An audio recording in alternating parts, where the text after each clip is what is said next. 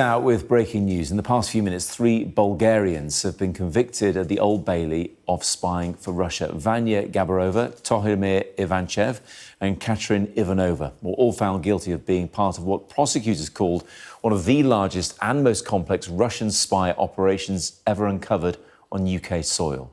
Our crime correspondent Martin Brunt has this.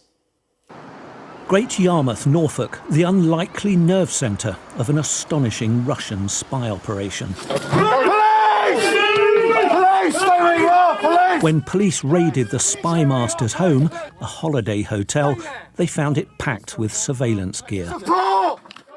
There were dozens of mobile phones, computer hard drives and drones, and false passports and identity documents in more than 50 names. All in Rusev, a Bulgarian, ran the spy ring. He pleaded guilty to espionage charges.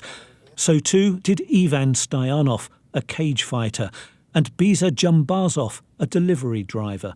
He was in a love triangle with 2 of the gang. The group targeted opponents of Russian President Vladimir Putin. The spy operation was extensive and well funded by the Russians. The group had hacking software, signal jammers and GPS trackers. Cameras and microphones were hidden in watches, sunglasses and jewellery, and they weren't short on ambition. You remind me of my wife. They discussed recruiting the actor Sacha Baron Cohen to use his Kazakh comedy character Borat in a fake campaign against the Kazakhstan government.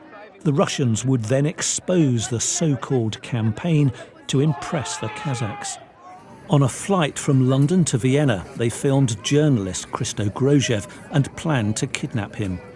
Grozhev had exposed the Russian military unit behind the Salisbury poisoning of double agent Sergei Skripal. We're now seeing those foreign states who still want to conduct that activity having to resort to working with criminal proxies or groups like this group of Bulgarians to try and have the biggest effect they can in this country. On trial was Katerin Ivanova, a lab assistant, Vanya Gabarova, a beautician, and Tiomir Ivanchev, a painter and decorator. They all denied spying charges. In a police interview, Ivanchev said he thought he'd been hired by Interpol, not the Russians. What was explained to me, obviously, is like it's going to be like a paid holiday. Just I'm going to go, and eventually if I can see the bad guy, I mean, now I completely understand it's been completely different. In Germany, the group planned to use a specialist device, a phone identity grabber, to capture the mobile numbers of Ukrainian soldiers under training. It would help the Russians target the enemy troops when they were back fighting in Ukraine.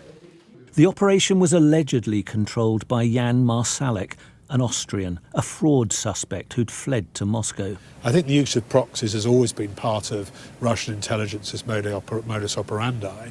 And of course it has certain advantages in it, because if you're able to use a foreign national, particularly in this case Bulgarian with EU passports and pretty much freedom of movement into UK at the time, it turns the security services job into the search for a needle in a haystack. Police! Stay where you are! According to the prosecution, the operation was run on behalf of Russia's military intelligence and state security agencies. Yeah. Martin Brunt, Sky News, Central.